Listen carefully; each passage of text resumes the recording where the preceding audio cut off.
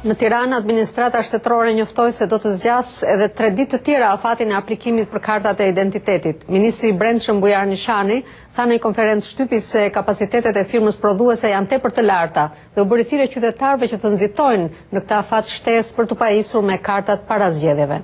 Qarqet politike në Tiranë kanë debatuar shumë dhe janë tepër të ndjeshme ndaj kësaj çështjeje. Nga Tirana sjell hosit korespondenti ynë Iliriana Golli.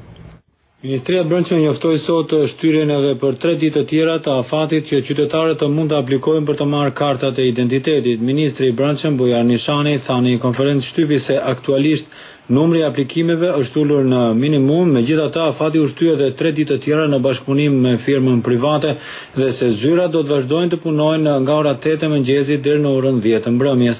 Pikërisht që do ta shtyjmë dhe për 3 ditë aplikimin për gjithë qytetarët që nuk kanë pasaport, pra duke përfshirë datën 16, datën 17 dhe datën 18 që do të jetë data e fundit, ora 22:00 e datës 18 do të jetë koha e fundit për të aplikuar ata të cilët nuk kanë pasaport.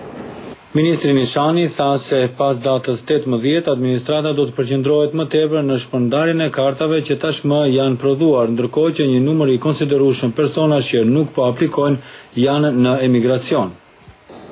Ndërsa procesi i shpërndarjes pas asaj letërnjoftime do të vazhdojë padyshim deri në ditën para zgjedhjeve.